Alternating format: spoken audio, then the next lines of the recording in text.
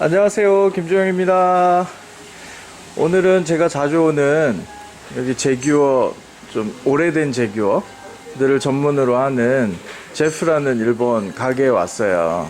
근데 제규어를 보러 온 게 아니라 오늘은 여기 BMW, 옛날 BMW 한 대를 좀 자세히 보러 왔습니다. BMW 700이라는 모델이에요. 1900 아마 이게 50년대 말인가 60년대 초인가 그때부터 주로 만들어졌던 차고요. 우리나라에서는 요즘 BMW 하면은 이런 차는 전혀 생각도 못 하시죠. 앞에만 보면 좀 폭스바겐 비슷하기도 하고요. 옛날 폭스바겐. 그리고 차체 사이즈가 엄청 작아요. 요만했습니다. 이 뒤에는 E타입도 하나 있어요. 근데 오늘의 주제는 아닙니다. 요 차가 사실은 BMW한테 상당히 중요한 차인데요. 비록 이게 시동도 안 걸리고 차 상태도 아주 안 좋고 그렇긴 한데 의미 있는 차기도 하고 우리나라에선 정말 보기 힘든 차기도 해서 제가 이거를 오늘 좀 자세히 보자 싶어서 여기에 왔습니다. 이 BMW 700 요거는 CS라고 부르는 기종이에요. 그러니까 BMW의 700의 그 쿠페 차량이죠. 이게 당시에 아마 세단, 투도어 세단, 그냥 세단 아니고요. 투도어 세단 하나랑 그 다음에 컨버터블도 있었던 것 같고요.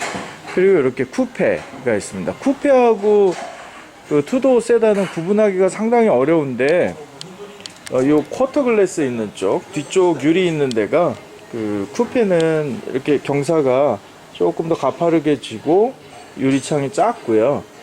그 다음에 보통 썰룬이라고 부르는 세단은 이 부분이 더 뒤로 이렇게 나오고 각도가 조금 더 경사가 있는 그런 형태입니다.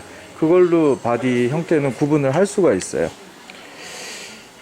아까도 잠시 말씀드렸지만 이 차가 BMW에서 갖는 역사적인 의미가 상당히 크다라고 말씀을 드렸는데요. 그 이유는 여러 가지가 있습니다.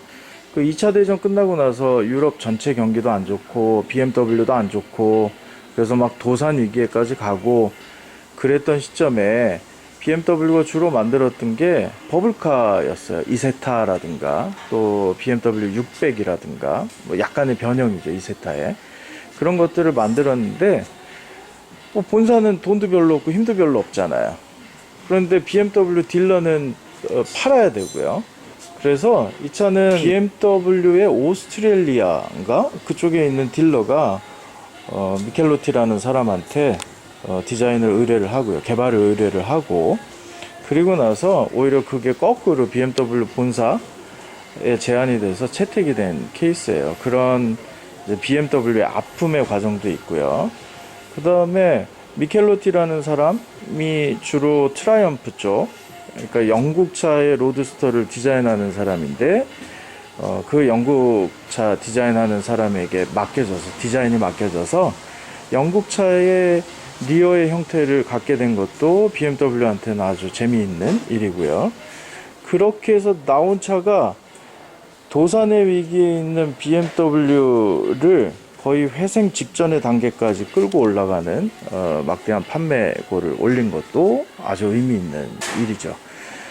그리고 심지어 얘가 모터스포츠에서도 꽤 사용이 됐습니다.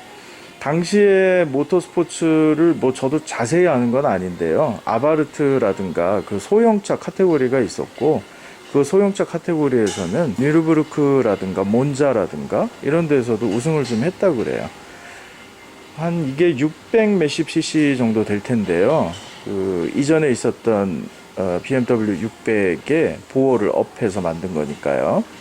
수평대양 2기통 공랭식 엔진에 600 몇 cc 정도 되는 그 엔진을 가지고 레이스나 랠리에서 우승도 하고 그랬다는 것 자체.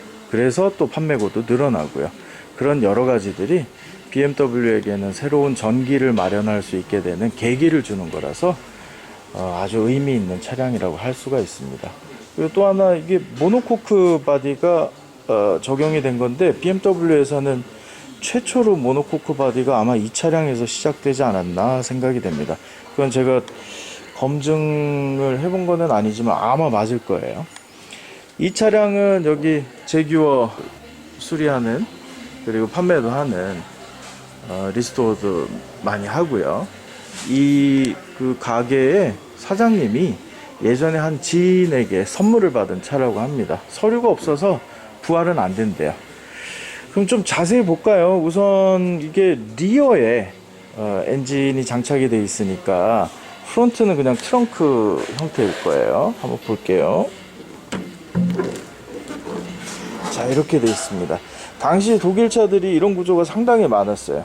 리어 쪽에 아주 작은 소형 엔진을 장착을 하고 프론트는 트렁크 스페이스로 사용되는 거죠.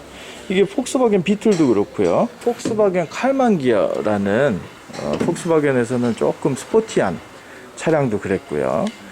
그리고 폭스바겐 타입4 같은 차도 그랬고요. 그리고 이세타 이런 것도 다 리어 엔진입니다. 엔진룸 한번 보실까요? 리어에 와서 보시면 아마 놀라실걸요. 거의 아무것도 없어서 이렇게 되어 있습니다. 이게 리스톤은 전혀 안 돼 있고 지금 현재 시동도 안 걸려서 이렇게 좀 더러운데요. 저 아래쪽에 트랜스미션과 엔진이 있고요. 그리고 이거는 그 에어 인테이크 쪽인 것 같아요. 필터하고. 그리고 배터리가 이렇게 뒤쪽에 장착이 되어 있습니다. 이 실제 시동이 걸리면 RPM은 높으니까 오토바이 소리하고 포니2, 포니1 이 소리의 중간 정도의 소리가 납니다. 리어에는 조금 전에 말씀드린 것처럼 이렇게 언뜻 보면 영국 옛날 로드스터들 같은 느낌 많이 들죠. 트라이엄프의 TR6라든가 그런 느낌 많이 듭니다. BMW 700CS라는 엠블렘이 이렇게 뒤에 붙어 있어요. 실내도 한번 보실까요? 뭐 더럽기는 하지만 그래도 한번 같이 보시죠. 자, 문을 열 때는 이거 좀 특별한 방법으로 엽니다. 여기를 먼저 누르면 이렇게 핸들이 튀어나오고요. 그러면 이거를 당기는 형태예요. 자, 실내 보실게요. 뭐 아직 리스토어 전차니까 좀 더러워도 이해해 주세요. 대시보드나 이런 형태는 당시 50년대, 60년대에 스틸로 만들어진 차체 일부 형태의 대시 이런 것들이 바로 그 모양이죠. 지금 보면은 대시 쪽은 완전히 새로운 형태의 플라스틱이라든가 또 그 폼이라든가 이런 것들로 성형을 해서 바디 위에 붙이는 형태인데요. 예전에는 그렇지 않았어요. 여러분들 그 60년대, 70년대 또 80년대까지의 폭스바겐 같은 차들, 그 다음에 미국 차들 이런 거 보더라도 이 대시보드의 기본 패널은 전부 다 바디의 일부였습니다.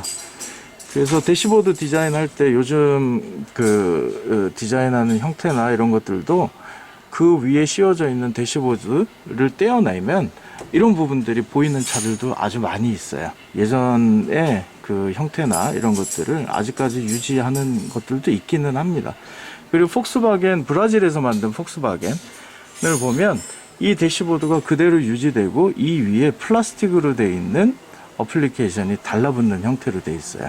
그래서 튜닝하는 사람들 중에는 그 플라스틱으로 되어 있는 대시보드 모듈을 떼어내고요. 그 속에 있는 것들만 가지고 유지하는 경우도 있습니다. 헤드라이너는 예전에 뭐 맵시나라든가 폰이라든가 이런 데서 보던 일반적인 헤드라이너 형태고요. 이런 것들 보수하기가 쉽지가 않아요, 오히려. 그리고 핸들은 이렇게 아주 가늘고 크고 그리고 앙증맞고 귀엽게 생겼습니다. 대시보드에 있는 여러 가지 그 계기판이라든가 뭐 다른 것들 보실까요? 속도 메타가 있고요. 여기에 있는 거는 아마 초크라든가 그런 것들일 것 같아요. 그리고 이거는 RPM 게이지가 붙어 있네요. 아주 드뭅니다. 옛날에는 RPM 게이지는 꽤 비싼 차, 고급 사양의 차들에만 들어 있었는데 여기에 들어 있네요. 그리고 오디오는 이렇게 순정의 오디오가 대시보드에 그냥 인서트 되는 타입입니다. 요즘에는 그 오디오하고 대시보드 또 센터 페시아의 형태가 각각 다른 모듈들이 그냥 더해지는 형태인데요. 옛날에는 이렇게 철판으로 된 대시보드에 그냥 하나의 그 부품이 디자인적인 요소까지 포함돼서 장착되는 형태였어요. 그리고 글로브 박스는 별도로 커버가 없네요. 위쪽에 덮개가 없고요. 이렇게 대시보드가 철판으로 되어 있는데 그 위에 조그만 대시보드 커버가 붙는 형태입니다. 이 옛날 차들이 이렇게 된 것들이 상당히 많아요. 지금 이거는 스피커인가요? 뭐 정확하게 모르겠습니다. 여기 잿더리도 보이네요. 뭐 들어있는데요? 자, 그리고 이거는 방향 지시등일 거고요. 그리고 이거는 아마 와이퍼의 레버로 생각이 됩니다. 반대일 수도 있어요. 그리고 이거는 키 실린더가 이 아래쪽에 있네요. 사브처럼 기어 노브가 있고요. 이 아래쪽에 키 실린더가 있습니다. 키가 있으니까 언제든지 이 차는 리스토어에서 새로운 그 생명을 갖게 할 수 있죠. 도어 트림은 이렇게 생겼고요. 옛날 차들처럼 판넬 형태의 도어 트림입니다. 리어 쪽도 좀 보실까요? 이게 뒤에는 사람이 거의 못 앉겠는데요. 뭐 이런 정도입니다. 리어 쪽도 구조가 아주 단순합니다. 폭스바겐 비틀 같은 차 보면 생각나는 구조예요. 이렇게 리어 윈도우를 열 수가 있네요. 요런 것도 들어있는데요. 뭐 걸 수 있도록 돼 있어요. 룸램프도 있네요. 이게 뭐 옛날 차인데 있을 거는 다 있네요. 룸램프가 하나밖에 없지만 대략 이렇습니다. 안에 앉아서 다시 한번 볼게요. 자, BMW 700에 실내에 앉았습니다. 선바이저. 아이고, 너무 조그맣다.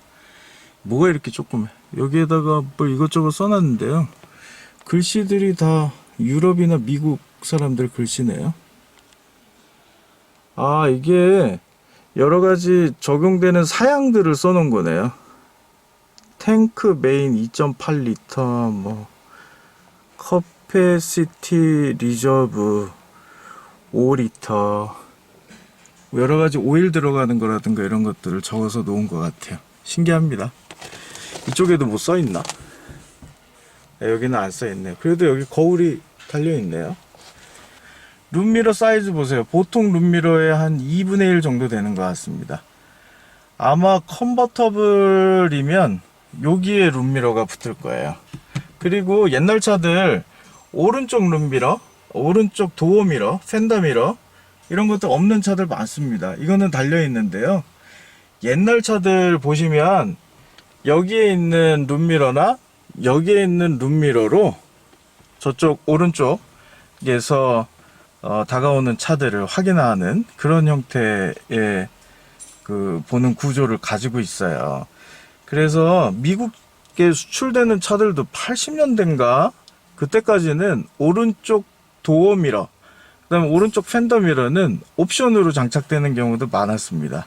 그 모형차 좋아하시는 분들 오른쪽 도어미러가 왜 없죠? 뭐 이런 얘기 하시는 분들 계시는데요. 진짜 옛날에 그랬어요. 자, 뭐 실내 여기 다시 한번 보실까요? 엄청 직관적입니다. 이게 핸들이 엄청 크고요. 핸들의 스포크, 이거 이제 스포크라고 하죠. 스티어링 휠의 스포크가, 이게 제가 정확하게 표현한 거예요. 이거 스티어링 휠이라고 합니다. 그 다음에 요거 스포크라고 합니다. 그냥 우리나라 그냥 핸들이라고 하지만 휠은 엄청 크고 스포크는 엄청 가늘고 작고 이러니까 여기 보세요. 계기판이 그냥 다 보여요. 너무 좋은데요, 이런 거? 계기판 한쪽은 이렇게 되어 있고요. 아까 보셨듯이. 그리고 다른 한쪽은 이렇게 되어 있습니다. 그리고 안에 앉아서 보니까 여기 이런 색깔들이 다른데요. 이게 경고등 램프인 것 같아요. 무슨 젤리 보는 것 같습니다. 젤리. 저 이런 젤리 엄청 좋아했거든요. 옛날에. 지금도 좋아해요. 그리고 오디오. LMKUU. 이거는 뭔지 모르겠습니다. 아마 방송국 이름인가? 그럴지도 모르겠어요. 그 다음에 조금 전에 보셨던 것처럼 키 실린더가 바닥에 있고요. 이건 이제 그 정확하게는 플로어 터널이라고 부릅니다. 이렇게 튀어나와 있잖아요. 전체적으로 이렇게. 거기서 옛날 차들 같은 경우는 프로펠러 샤프트도 들어가고요. 그 다음에 바디 플로어 패널의 전체적인 강성을 만드는 데도 도움이 되고요. 그 아래로 브레이크 파이프라든가 여러 가지들이 지나가면서 보호를 하게 되죠. 그런 것들을 플로어 패널에 있는 터널이라고 불러요. 그래서 그 터널 위에 이렇게 기어 노브가 있고요. 기어 레버가 있고 키 실린더가 있는 형태입니다. 사이드 쪽 사이드 브레이크는 이렇게 되어 있는데 여기에도 뭐가 있네요. 이 레버도 뭔가 작동을 하는 것 같은데 정확하게는 모르겠습니다. 일부 차종들은 여기에 초크라든가 이런 것들이 배치되는 경우도 있어요. 제가 이 차는 자세히 보지는 않아서 자세히 기능을 알지는 못해서 정확하게 기능이 뭔지는 모르겠습니다. 도어도 재밌네요. 이게 이제 도어를 여는 레버고요. 너무 딱딱한데요. 좀 고쳐야 될 것 같고요. 그리고 이거는 윈도우 내리는 거. 이거 엄청 부드럽게 작동합니다. 되게 이런 것들이 오래된 차들은 부러지는 경우가 많죠. 특히 이 부분이 잘 부러져요. 이 부분이 부러지면서 이 손잡이 핸들이 빠져나가는 경우가 많습니다. 그래도 이거는 대체품들이 꽤 많으니까 리스토어 할 때는 별로 어렵지 않아요. 근데 이 700 같은 경우는 부품이 많지 않은 차로 제가 생각이 돼서 이 차는 복원할 때는 꽤 힘들겠다 라는 생각은 좀 듭니다. 핸들 가운데 뭐 BMW라든가 이런 마크는 없네요. 그게 좀 아쉽기는 합니다. 자, 대략 실내의 모습이 이렇게 생겼습니다. 이 아래쪽도 보시면 뭔가 있기는 있는데 그냥 커버 씌워 놓는 형태로 되어 있네요. 옛날 차들 이렇게 된 거 맞죠? 특히 영국 차들 옛날 차들 보시면 이 아래쪽으로 배선이라든가 이런 것들 다 보이고요. 커버 같은 것도 요즘처럼 뭐 딱딱 맞는 커버가 아니라 그냥 대충 플라스틱 패널 하나 있어서 그 흐물흐물하는 패널 그거 껴놓고 스크류로 조이고 그래요. 옛날 차들은 그랬습니다. 자, 이렇게 뭐 아까 이제 본네트 내부도 봤고요. 그리고 엔진룸도 살짝 보셨고요. 그리고 실내까지도 봤습니다. 자, 이렇게 1950년대 말부터 60년대 중반 정도까지 만들어진 BMW 700 이게 쿠페 봤습니다. BMW라는 메이커가 지금 우리나라에서는 많은 사람, 뭐 모르는 사람이 거의 없을 정도의 메이커인데 지금 우리가 알고 있는 것처럼 언제나 탑은 아니었고요. 1945년 2차 대전에서 패망을 하고 한 10여 년, 20년 정도까지는 도산의 위기까지 몰렸던 그런 회사입니다. 그런 회사에 처음 기회를 줬던 BMW 700 이라는 차, 뭐 버블카도 조금은 팔렸지만 본격적으로 기회를 주기 시작했던 BMW 700 오늘 자세히 봤어요. 자동차 회사의 흥망성쇠라는 거는 1800년대 말에 차가 만들어졌으니까 그 이후에 지금 뭐 한 100년 조금 넘었잖아요. 그 사이에 새롭게 태어난 자동차 메이커 그리고 없어진 메이커 이것들 아마 리스트업해서 보시면 여러분들 깜짝 놀라실 거예요. 보통 우리나라에 새로운 회사들이 나타나서 금방금방 도산해서 없어지고 이런 것들 아실 텐데요. 거의 그 정도 수준이라고 보시면 됩니다.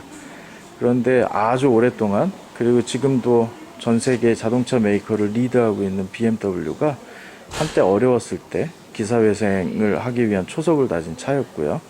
이 차의 디자인에는 오스트레일리아에 있는 BMW의 딜러도 참여하고 그리고 미켈로티라는 영국의 로드스터를 주로 디자인을 하는 디자이너도 참여하고 그래서 BMW가 기사회생을 하게 된 발판을 만들게 되고 그런 역사적인 의미를 가지고 있는 차. 그래서 전혀 리스토어도 안 되고 먼지가 뽀얗게 쌓였지만 이렇게 소중하게 보존하고 있는 차를 오늘 일부러 영상에 담았습니다. 앞으로도 깨끗한 차뿐만이 아니라 이렇게 의미가 있고 또 필요한 경우에는 조금 더럽고 지저분하고 시동이 안 걸리고 그런 차라도 같이 한번 리뷰도 해보고요. 또 시동 걸리면은 엔진음도 들어보고요. 그렇게 하도록 하겠습니다. 자, 지금까지 김주영이었습니다. 구독 많이 해주시고요. 감사합니다.